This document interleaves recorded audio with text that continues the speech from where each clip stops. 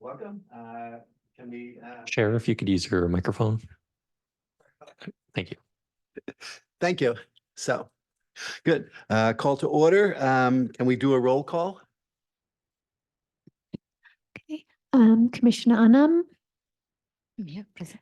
Commissioner Bottenberg, Present. Commissioner Martin, Commissioner Banak, Present. Commissioner Barnes. Present. Good. Let's see.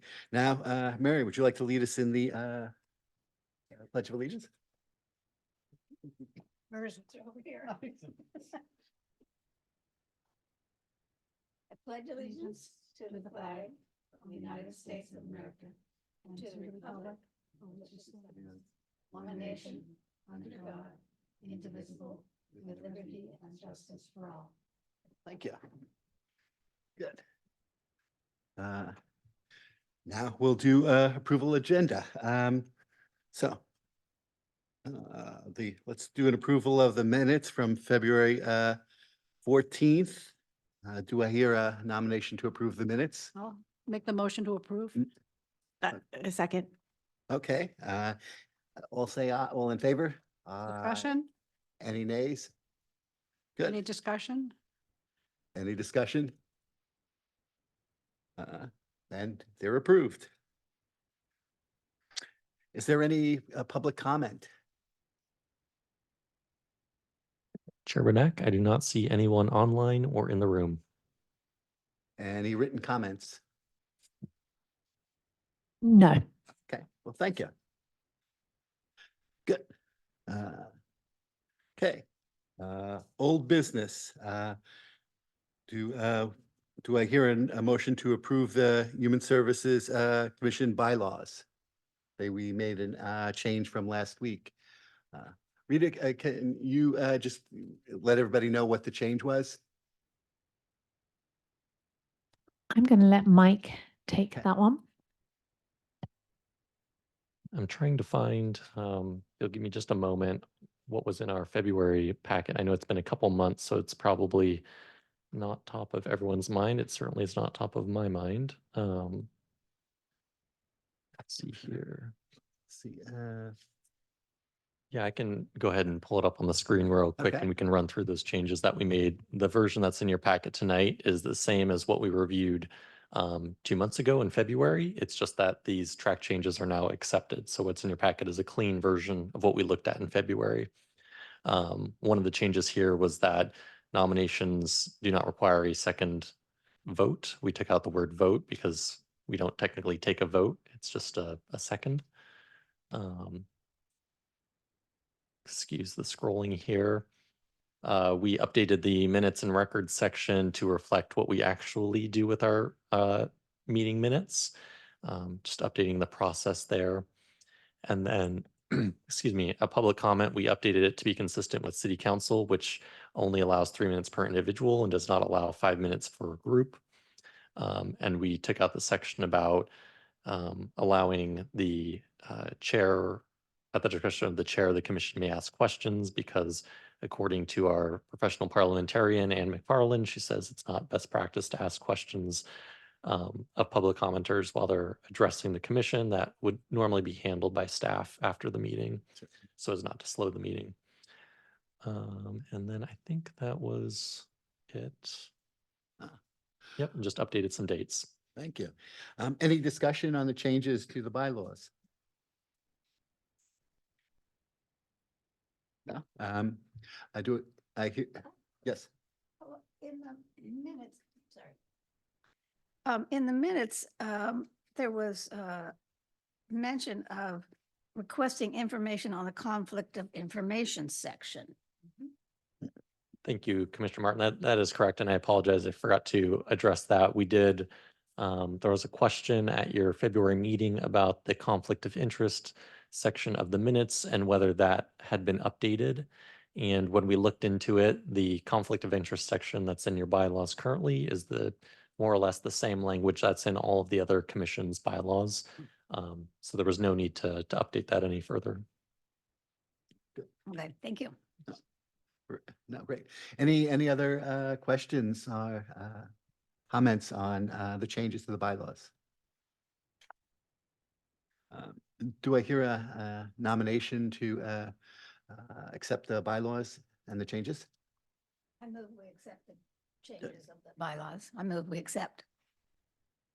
I'll second. Second. All in favor? Aye. Any nays? Okay, the changes to the bylaws are hereby accepted.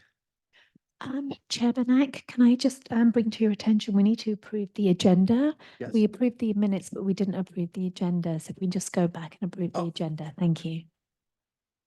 Yes. Let's see. Approval, let's see, approval, sorry, so basically is there any questions on the agenda? Do we hear a nomination to accept the agenda? I'll make the motion. Okay, second, I'll second it. okay, all in favor? Aye. Any discussion? The agenda is accepted. Thank you.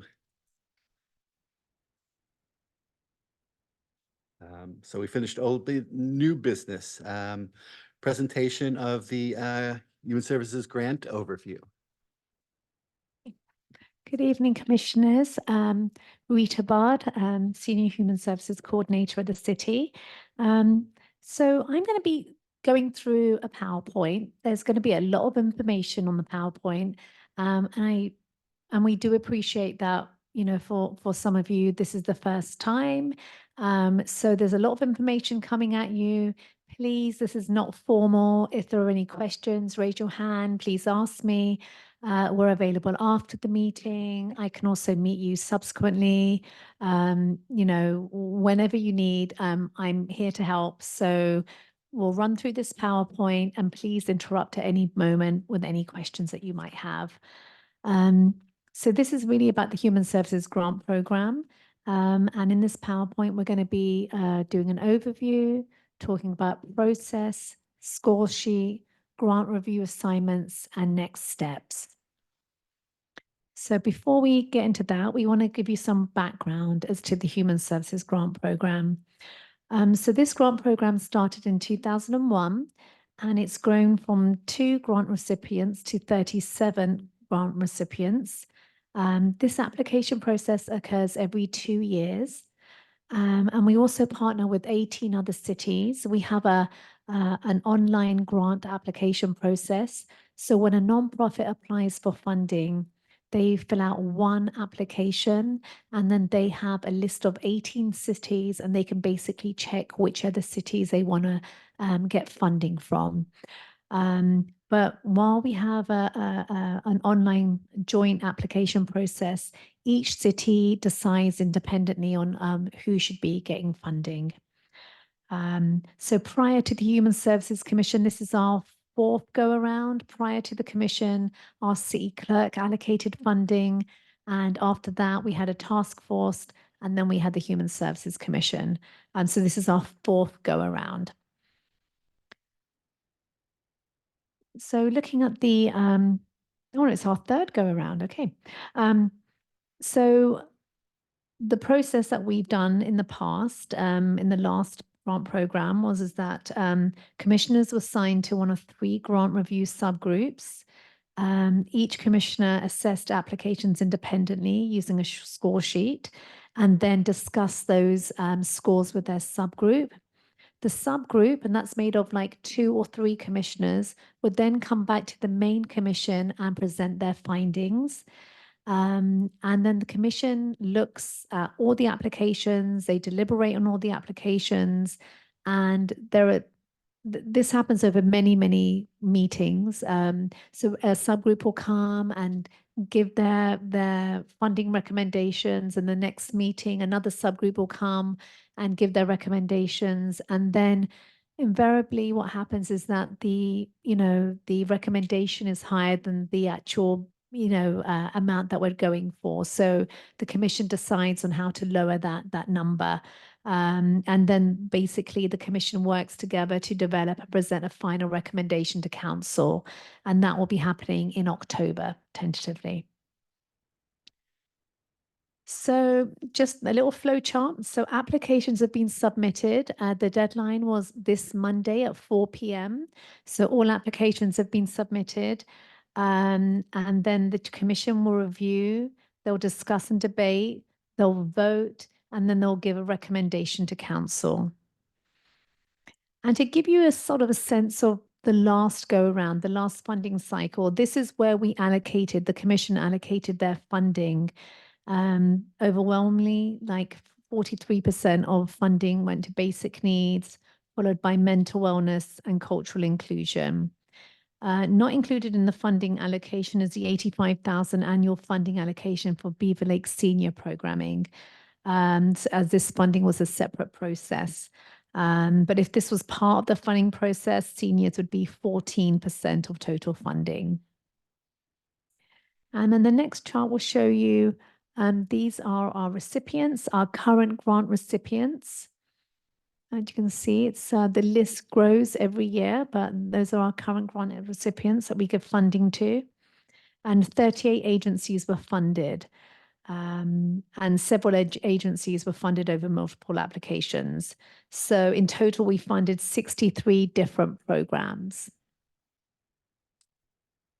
Yeah, sure. So we have 38 agencies funded, but for instance, like For Tomorrow, there's 3 programs that we fund of theirs. Sophia Way, there's 2 programs. For LifeWide, there's 2 programs. So for some organizations, it's 1 application, and for other organizations, it's multiple applications. So we might fund them over a few applications and different programs. So when we decide we're going to allocate funding and council approves the funding, we have to do certain things on our end as staff. So when we allocate funding, we have to give out a contract and we have to make sure that their insurance requirements, etc., are all met, and it has to be reviewed by our attorney. And then every quarter, the nonprofit would provide staff with quarterly reporting. So before we give them the funding, they sign a contract, and in that contract, they'll have service unit goals, resident number goals. And so basically we will give them funding based on whether they've achieved their service unit outcomes. And then we also have to conduct monitoring visits with agencies. So during COVID, that kind of fell off, but now every year, every 1 to 2 years, we will go in and conduct quite lengthy monitoring visit. So as I said, so outcomes are the service units as identified by the agency. And every quarter, they will show us, their reporting to show us how many residents were served by that particular program. And then annually, at the end of the year, every agency has to provide us with detailed demographic reporting relating to income, gender, race, housing, military status, disabilities, and English proficiency. And then, as I said, agencies also have a monitoring visit every couple of years. So the process is the same no matter how big or small the grant amount is.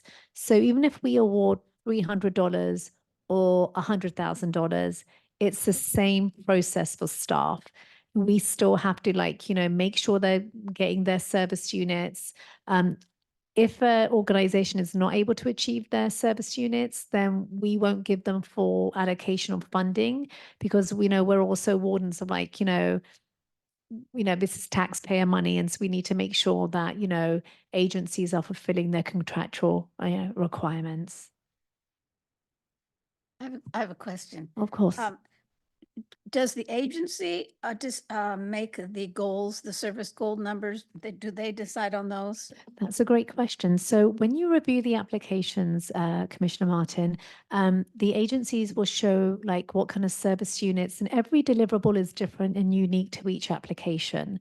So they will show us what service units, and again, that can be very unique to each organization, and also the number of residents served.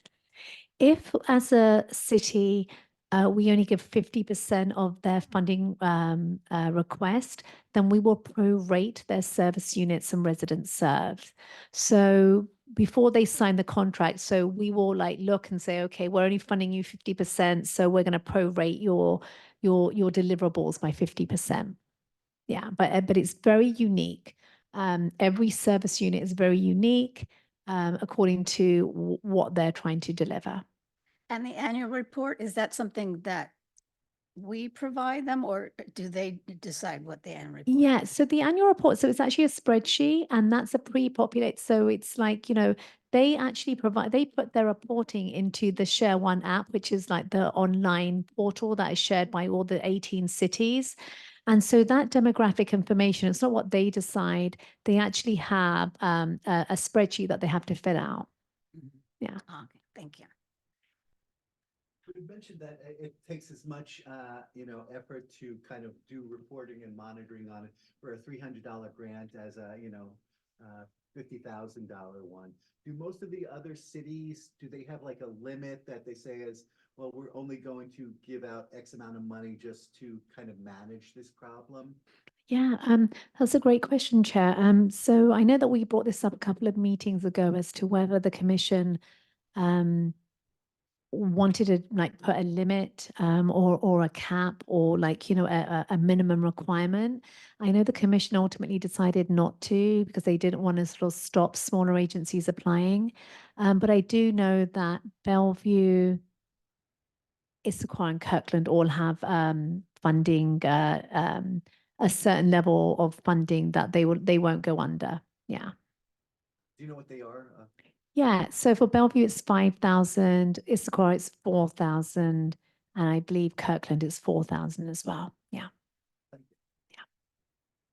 Okay. Any other questions before we move on? Okay. All right, so we're now going to talk about our current grant cycle to give you a state of play of what we've seen. So as I said, the applications have all come in. They closed this Monday. And our funding request is a staggering 1,342,758. And we have a stomping number of 81 applications. That's a big amount. We're really trying to shoot for the number that we followed last go round, which was 682,736. And that's the sort of target that we're aiming for. So there are a total of 41 agencies requesting funding for 81 programs. So this is a 660,000 over our expected budget amount. So obviously we're not going to be able to fund everyone's request.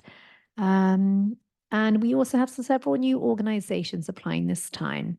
Among them, Bright Spark Early Learning, Domestic Abuse Network, Domestic Violence Survivors, Housing Connectors, Medical Teens International, to name a few.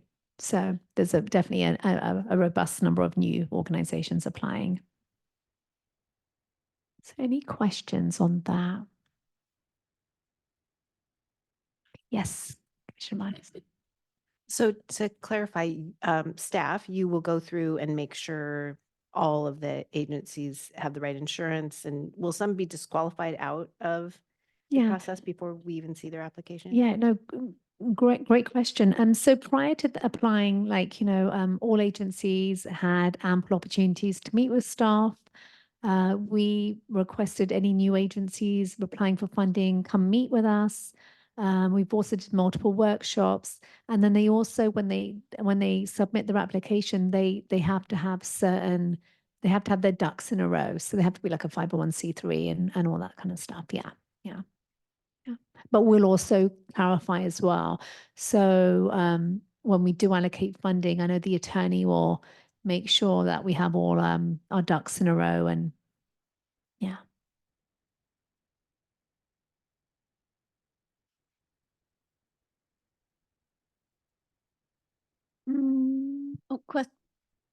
Oh, did some of these new agencies take the opportunity to meet with you for assistance? That's a great question, Commissioner Martin. A lot of them did not.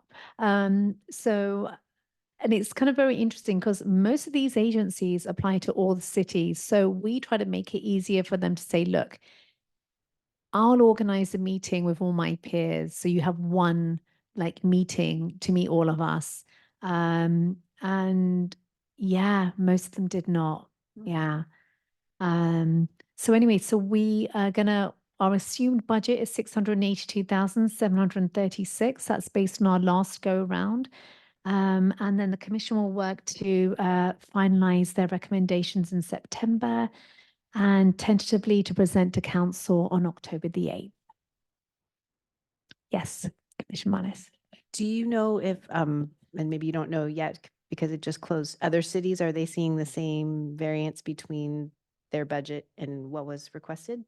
I think that's universal, yeah. And I would also say the growth that we've seen, I would say would apply equally to all the other cities, yeah.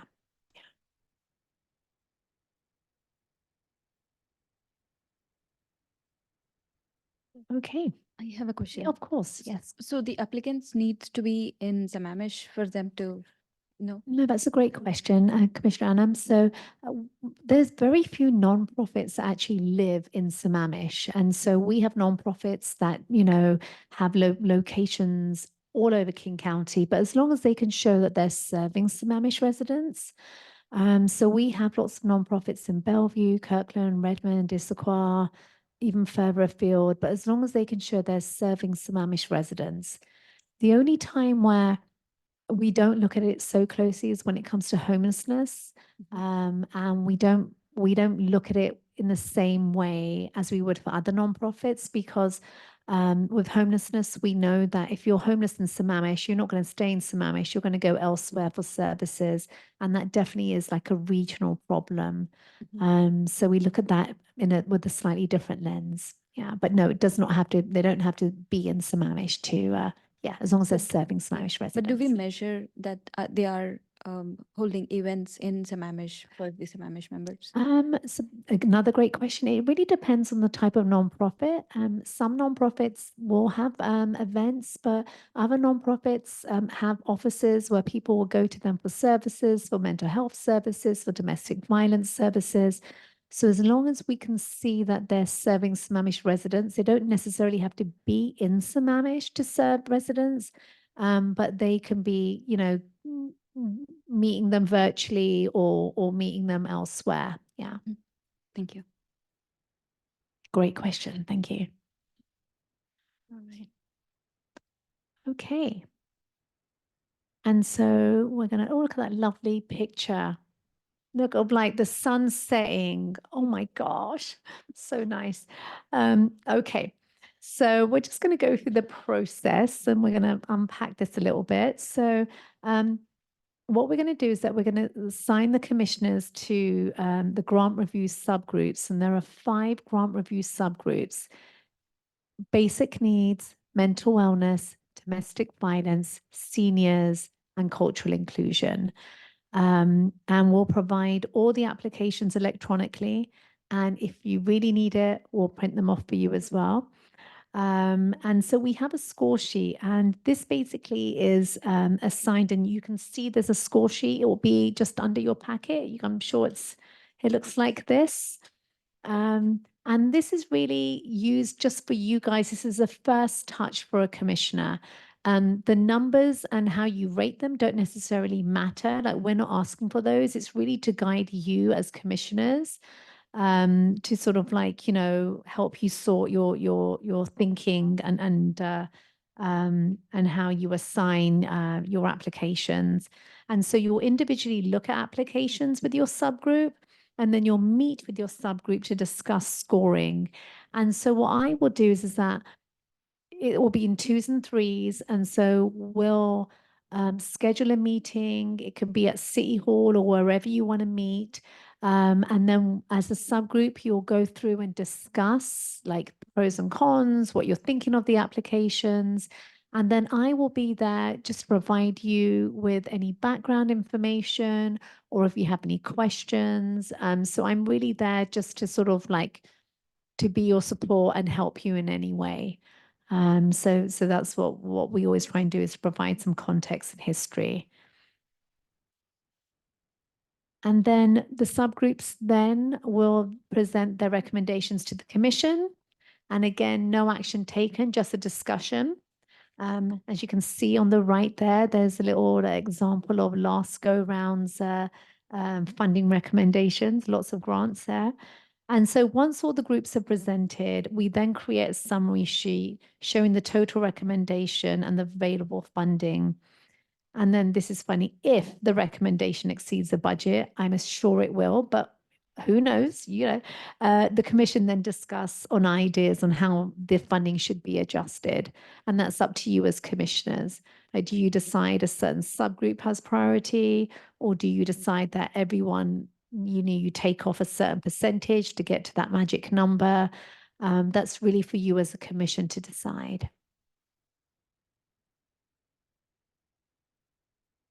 Okay, any questions on that? I have a question.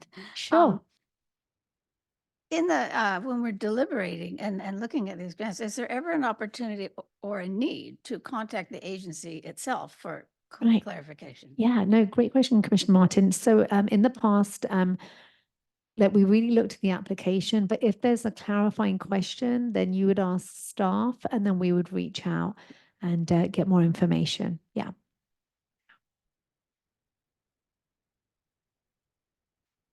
Any other questions before we move on? Is the theory, you're thinking that we'll have like 3 different groups and kind of just put the 5 into the 3 groups? Which one, have we thought of which, how would we lump them together? Yeah, Mike and I have like gone through the applications and we have 81 applications and we know how many are in each subgroup. So we've discussed like, so in the past it's always been basic needs, which is the biggest subgroup. And that tends to represent at the end because they have more time to be able to go through the application. So basic needs is one, mental wellness is another, and then cultural inclusion, domestic violence, and seniors tends to be one of its own subgroup, only because we have smaller number of applications in those areas. Yeah. And is the plan to have like each of the commission members maybe send you Yes. the rankings 1, 2, and 3? Yeah. So we were going to move on to that, but yes, absolutely. No.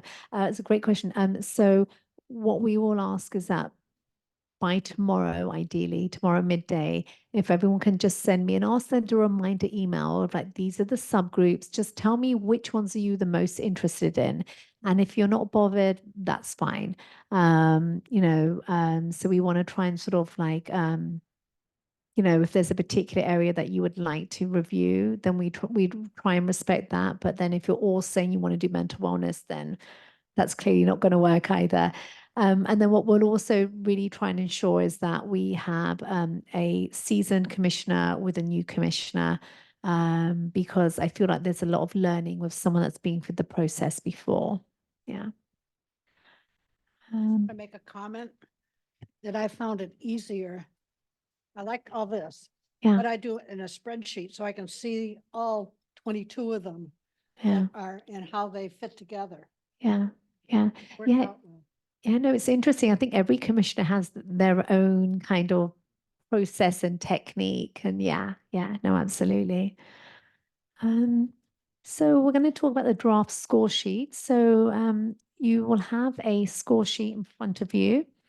And this was developed by the commission. And it evaluates the applications in 5 key areas: needs, system service coordination, program accessibility, service units and outcomes, and budget. And again, the purpose of the grant scorecard is to initially filter an application. This is a first touch and a way to weed out the definite no's and then to generate discussion. So this is the draft score sheet. You can take a look at that. And then we'd also, so as I said, SMAMISH needs, service delivery approach, and then it goes on to program accessibility, service unit and outcomes, and budget. And so we'd love for you to look through that and see if this is still relevant, if there's any feedback or changes you'd like to make to this score sheet. Question, so these 5 questions, are they, were they, each of the grant requesters told to include this in their package? So it's easy Yes. to find the information. No, absolutely. So thank you. So this is really based on like the application as well. So yeah. And I think, didn't you send this to us in Excel? So we have an Excel copy of it or? I will be able to send it to you in Excel. Yeah, for sure. Can I see the screen before this one? The numbers have changed. Thank you. And now back to the number 3, 4, and 5. Thanks.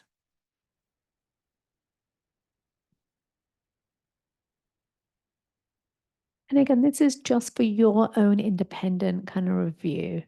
You're not sharing the numbers. It's just an opportunity for you to sort of make notes and help guide you.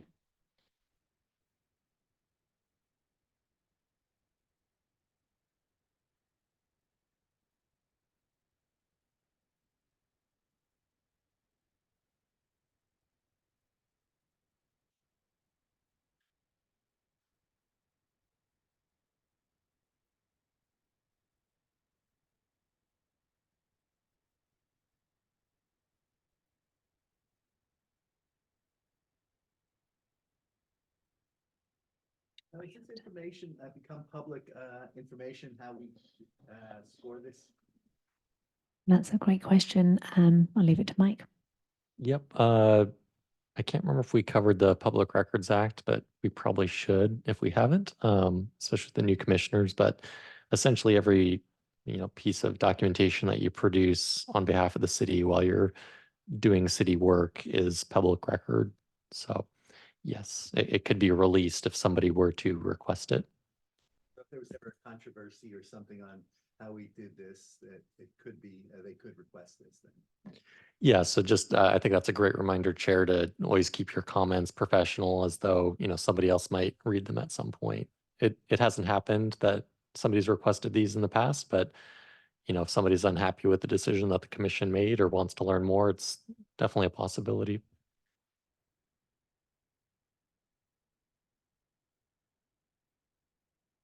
Yeah, on the service delivery approach number 3, where it says, has the agency adapted their service delivery to address community needs during the COVID-19 pandemic? Is that, do we feel like that's still applicable? And you know what? We left it in there and we'd love to hear your thoughts because we don't want to take it out because this is your scorecard and as a commission, this is what you guys developed. So. Yeah, I was just wondering, is there something that's more relevant, or do we feel like, and maybe it's also a question to you, Rita, whether you hear the providers still talking about the pandemic and maybe hangover effects or something like that? So with regards to like COVID-19, it's interesting. I feel like providers have definitely there was a lot of funding during COVID-19, but like as relating to this question, no, I don't think it would necessarily be relevant, but that's just my opinion. We want to have a discussion on whether to keep that question or not. Or is there a different, more relevant question? Yeah, so, that's, do we want to remove this question and is there a better question that would like to add? Are they continuing those adaptations?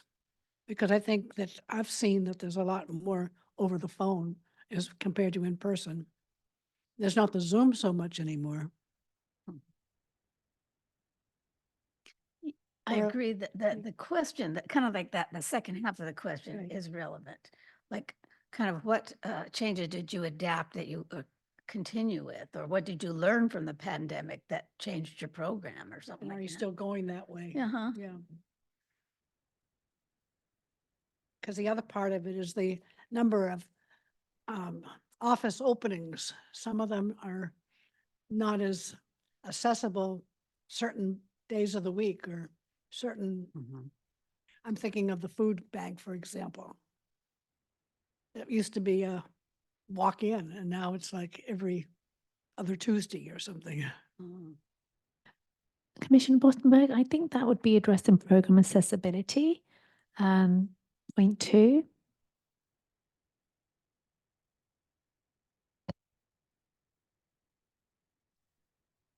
Well, it's partly both places.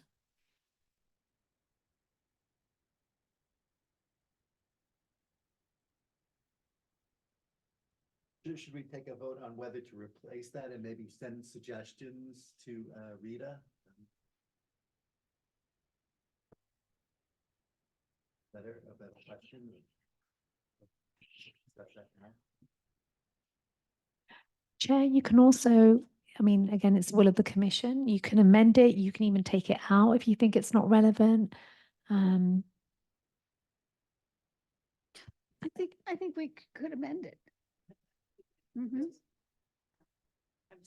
The better question is not coming to me. Mhm. right now, because the other two questions are about coordination with others and effectively describing how their program is different. Yep. And then I can't really think of one that would apply, but I'm just not sure that this one does.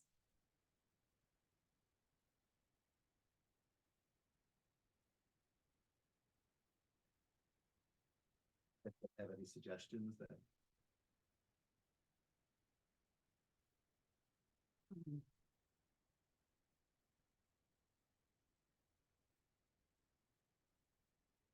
I think what we can do is, if we have suggestions, maybe we can just discuss it in email and we can update this at some point in the future. Does that sound like an approach?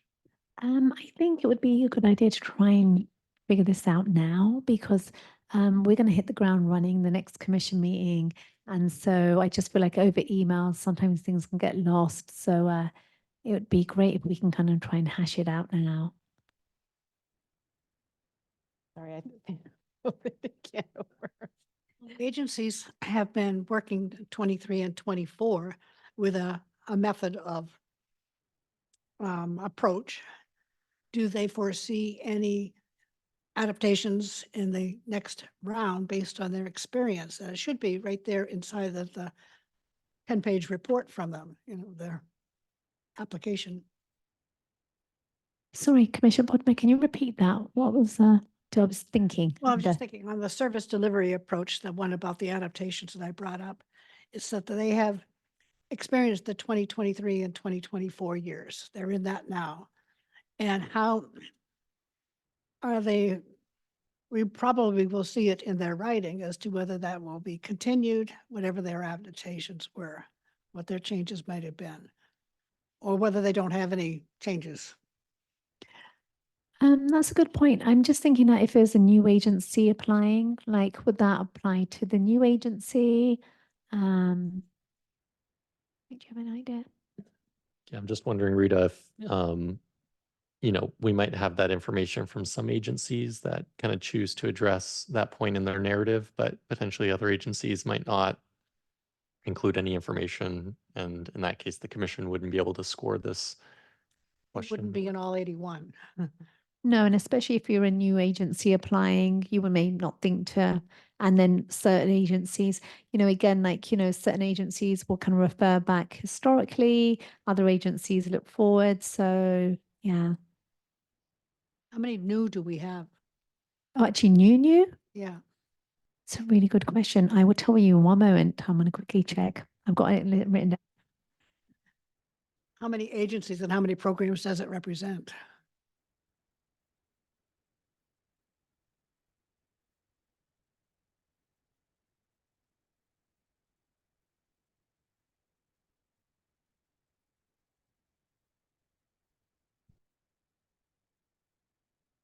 Oh, 14, 15, 16, 17, 18, 19, 20, 21, 22, 22. 22 new agencies. Mhm.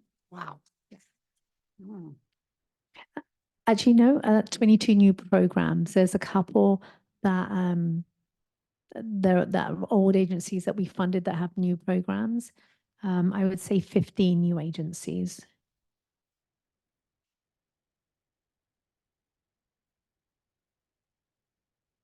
I'm thinking for service delivery number 3, do we want, would it make sense to maybe have something as, do you support both in-person and remote services? This way, it's not tied to COVID, but, you know, can you support both the diversity of interactions? That's a thought.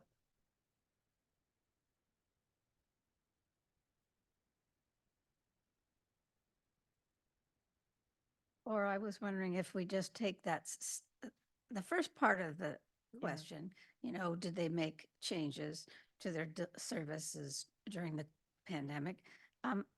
Are these adaptations being continued? Are you Yeah, continuing with? I was wondering if it's too broad to strike the during the COVID-19 pandemic. Is it too broad then to say, have you adapted your service delivery to address community needs? That's in general. And then drop the during the pandemic. Oh, to ask if they're being flexible and Right. learning and changing their program. Is that too broad? No, because that's a ask good them? question, isn't it? Oh, that's good. Are they flexible in Yeah. learning? Yeah. Is that asked anywhere else? But I think that question is obvious. Everyone would say yes. Yes, I guess, But I don't know that it's addressed elsewhere when we're doing the evaluation. right, because this is for us, right? Right, this is for us, to- yeah. Mhm. Yeah. So we're just suggesting remove the during the COVID-19 epidemic? Yeah. Keep everything else? Yeah, keep the first part, question mark after needs and striking during the COVID-19 pandemic. And Commissioner Barnes, so has the agency adapted their service delivery to address community needs? And do these adaptations apply to future emergency situations? Do you want to keep that or just, I don't know if we need to keep that. okay, I that's fine. don't think so. 'cause Okay. That's too specific of Just an very specific, emergency. yeah. Okay. I guess we're looking for how they adapt. I like what you said, adapting, flexibility, yeah. That's great. How about even address community needs even during emergency situations? How about just keep it as it is? That has the agency adapted their service delivery to address community needs? We're changing community needs, maybe? Mm-hmm. Say it again, what was your suggestion? Because earlier the question was, have you adapted during emergency situations? Because we give them a grant and then any situation happens, the work should not stop. So when you put exclusively, you put that word there, even during emergency situations, that will make them think. It's a review process, but we are reviewing this, right? This question is not That's for us. It's This is for Okay, us. Yeah. okay. Like, are we, in your judgment, Mhm. are they addressing community needs? Okay.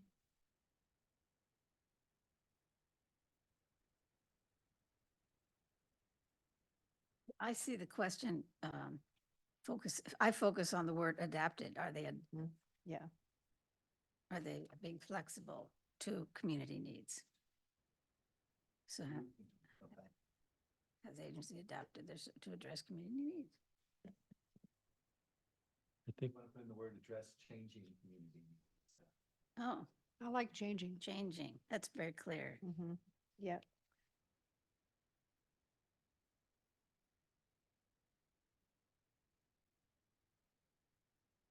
Yeah, I like that. I think this question, like many of the questions, is really going to be based on the interpretation of the commissioner that's reviewing it. So as long as you understand what it says and you're able to review it through that lens, I think it should work. As long as we understand what we're doing. Yeah. Do they need to vote on that change? Or is it okay? Yeah, Chair, would you like to vote on that amendment? As shown with Mike, or approve the whole, scorecard. Do we have a nomination to accept this grant criteria? Including the new change for, I make that motion. I'll second second it. Okay. Second, all in, any discussion? All in favor? I, Aye. Any nays? Accepted.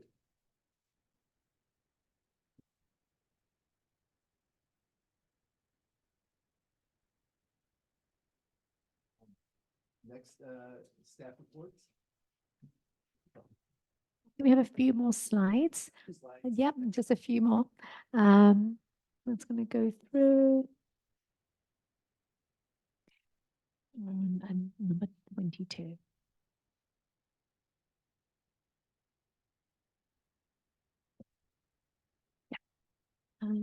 Okay, yeah. So basically, if you can please send us your requests for over email based on your priority on your subgroups. I'll send out an email this evening just outlining the 5 subgroups. So if you can send me your top 3 or just rank them 1 to 5, where one's your most important to the one that you're least wanting to be part of, and then rank it 1 to 5, and then we'll then allocate subgroups according to everyone's preferences. by tomorrow. Well, ideally, I say that. I'd like it tomorrow just because it would be nice to get the ball rolling. Yes, or else if you don't send me your recommendations, then we have carte blanche, we'll put you wherever you need to go, so. Um, so anyway, so next steps is that we're going to be providing everyone. So even though you're going to have your different subgroups, you still have access to all the applications. Like, we're not being territorial here as commissioners. You are able to look at you can look at every 81 applications if you so wish. So we'll provide those all electronically to you. And we'll try and figure out, in the past we've done Dropbox. I think there might be a different system this go round. And then, you can just jump right in and start reviewing applications. And then I'll work, once we set up the subgroups, I'll work with the subgroups to figure out when a good time is to meet before the next meeting. Is there like a SharePoint or something where we can store these working documents? That's a mic question. So would that be your score sheets that you're working We're on? working on it, maybe like we have a couple of meetings, rather than just keeping it in somebody's laptop or on an email. Is there like a common place, a box or a SharePoint where we can keep these, working documents and, so all the people in the team can go look at it? Yeah, I think that's a great idea, Chair. I think whatever system we use to share out the applications will also just create a folder where you can store any working documents. I think it will be through SharePoint.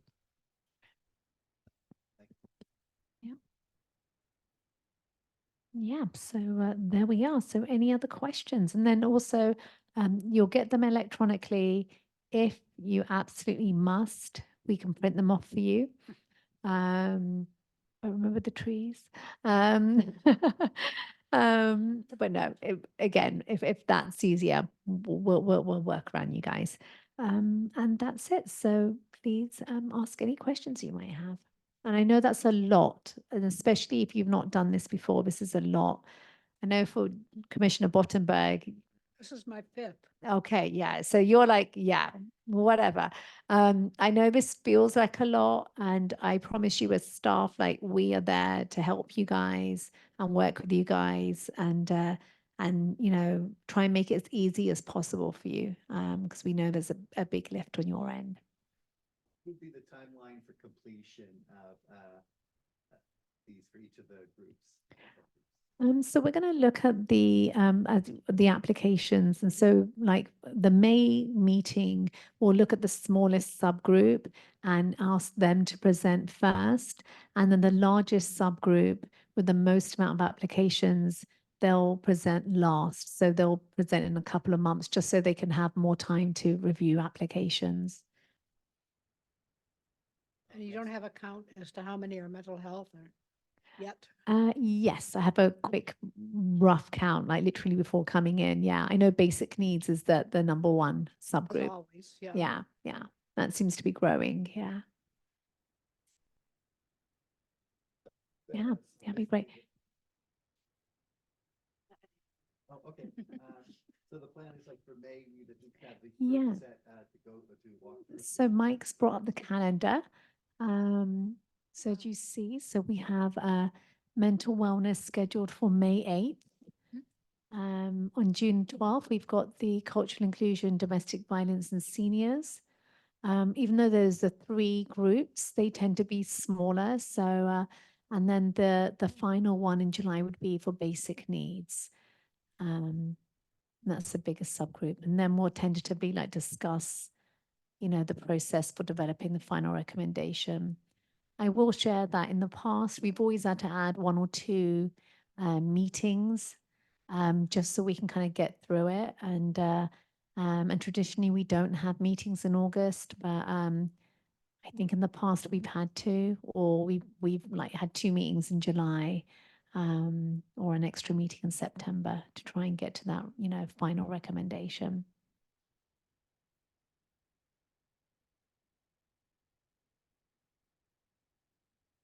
I have a question. I don't know if this would be considered a conflict of interest or if it just gives me a little more knowledge. But I last worked at LifeWire 5 years ago, so I'm familiar with that organization. They've had, I think, a complete change of staff since I was last there. So should I not be on that subgroup? Or it's kind of, because it's one of my top three, because I'm interested in it. What do you think? Oh, I'm going to pass on to Your opinion Mike. will come out at all meetings, so don't worry. You can always speak to wanna- it. Yeah. So it's okay to be, You can always provide information and back. yes, yes.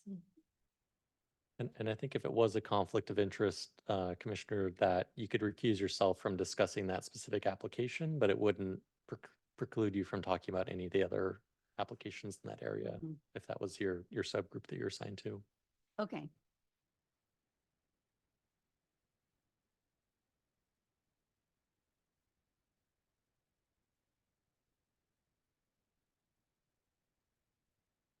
Are there any other issues, like I said, that we need to be concerned about? Obviously, conflict of issue, conflict of interest, any other concerns that as we do this process that we need Sure. to be aware of?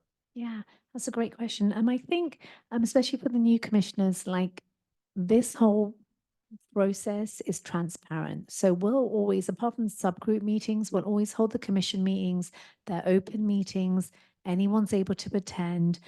So we really want to show, and this is, we've always done it this way. It's a very transparent process. And we treat all organizations the same. And then as Commissioner Martin, you sort of, said that you worked at LifeWire to sort of like, come out and say, yes, I know this organization. It's always best to sort of come out and be frank and honest. So again, like this is a very hard process, and sometimes, organizations can, be upset by, the outcome. But again, as a commission, like you all work together, and, it's a transparent, open meeting. And so, yeah, we're very kind of, we're sticklers like that. So, yeah. I would also say that Rita and Mike were very good about answering questions. As I was going through the applications, I just had an email open and it just had a bunch of questions for Rita, like when at this organization, can you tell me this and this and this? And she was very good about getting answers back.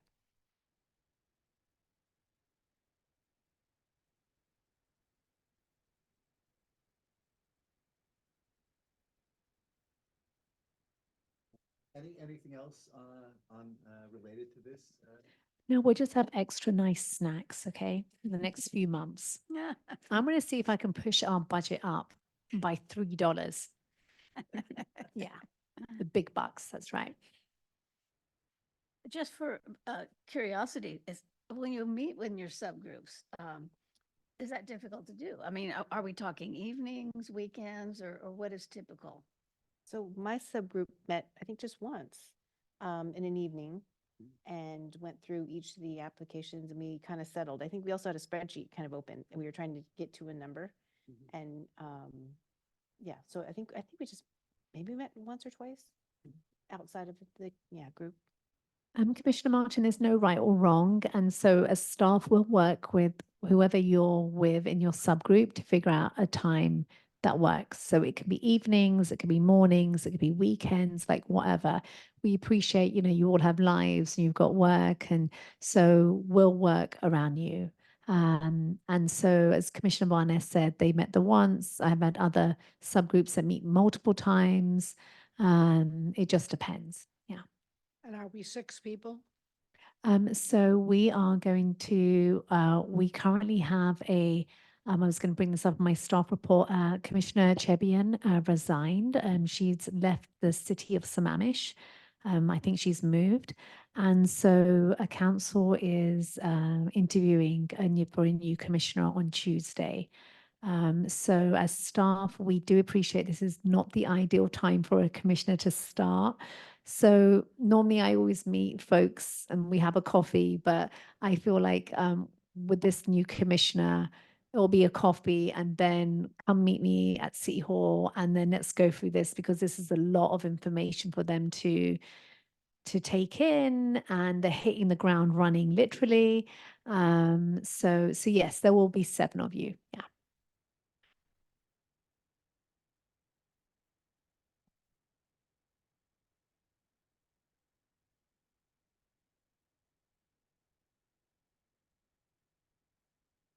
Staff reports? Yeah, well, well, there was one thing on the agenda that was about speaking about Commissioner Chebian resigning, and I'm going to apologize because I have been knee deep in grants and the applications, and yes, so not a whole lot. No, there is, but I will look through my email. But yeah, oh, we've got Q1 reporting that I need to start processing, which will be fun. So this is for the 2024 Q1. So yeah, I've got to get on that tomorrow. And what else? Mike's and what else? Yeah, I'm so sorry. I'm obviously not very well prepared today. So I apologize. How many of the biennial grant agencies did not have at least some reimbursement make up their outcomes? Oh, okay, like from 2023? And 20, yeah. You know what? I actually don't have that information at hand, but I can bring it to you at the next meeting. And I do know there were several agencies that did not achieve their deliverables. Off the top of my head, it was ELAP, Eastside Legal Assistance Program. Oh my gosh. You know what? If you give me a moment, I can quickly look up for you. But yes, there Sure. were, sorry? Did they catch up? I mean, they had a low quarter. Did Um, they bump the number?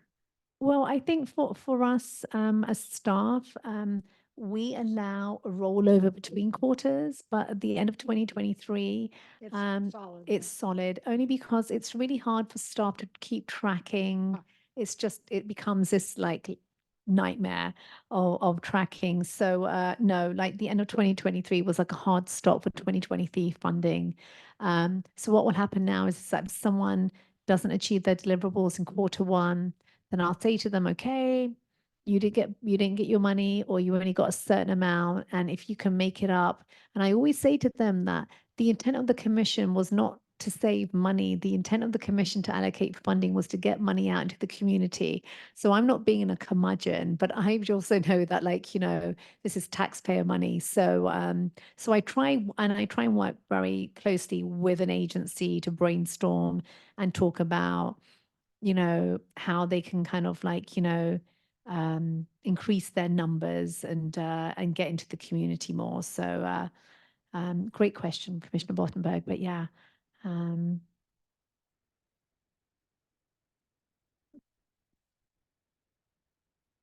I'm sorry, I'm just bringing up my spreadsheet to tell you about last go round and who did not get there. Chair, may I suggest, do you want to go to commissioner reports, some more commissioners' reports, and then I can quickly go through my spreadsheet? Thank you. Are there any commissioner reports? People would like to go out and talk about what they're doing or something of relevance or interest to the community? I would love to say that I went to the first anniversary of the senior programming at the lodge, and Rita was the best dancer.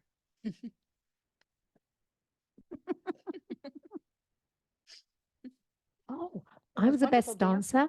Oh my God, There Commissioner were three Bottenberg. groups, but the informal impromptu, Rita was the star. Is this of the anniversary? No, I think I didn't attend the anniversary. I was there a few meetings before Volunteer that. recognition? No, I wasn't. Oh, But you so- know, I should have been because I like to dance, but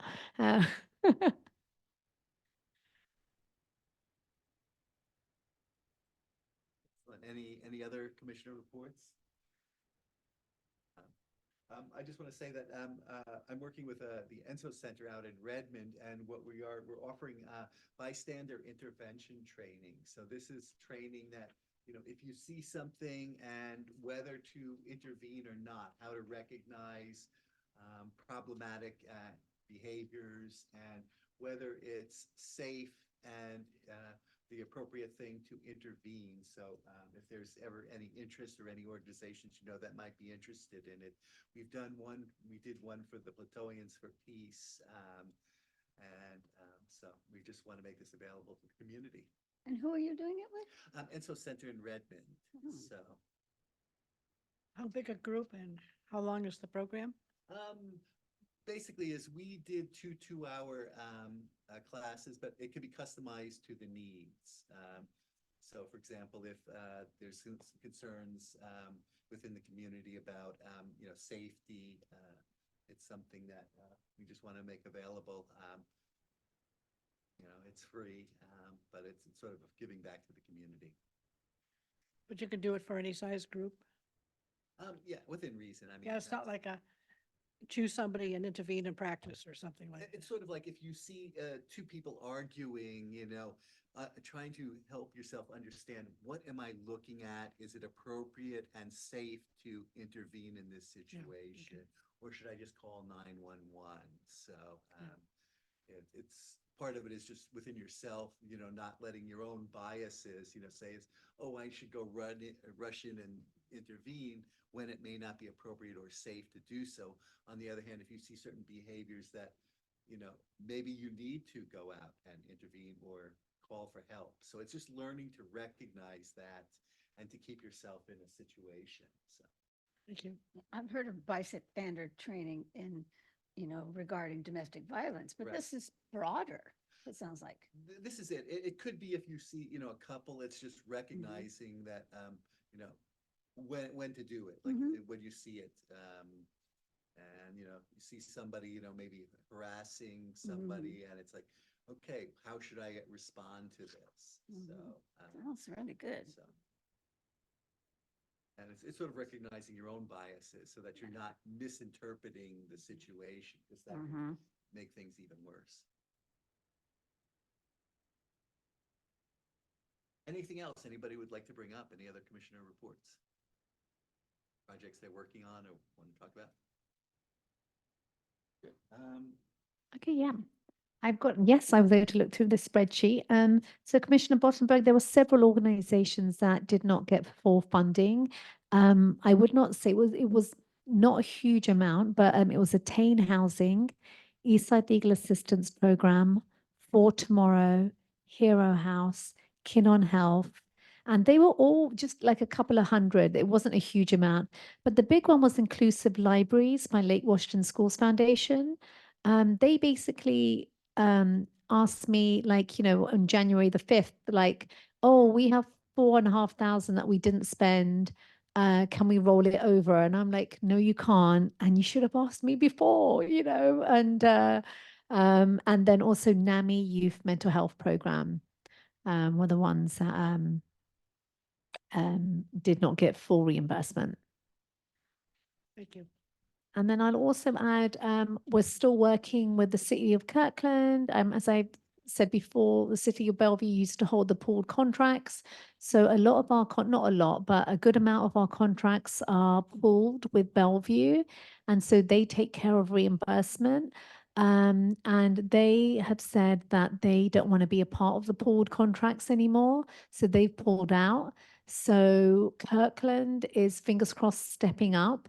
If they don't step up, it just means that we have to do paperwork for all the applications that we currently fund. But we think that hopefully, you know, it will work with Kirkland and they'll hold the pooled contracts for us.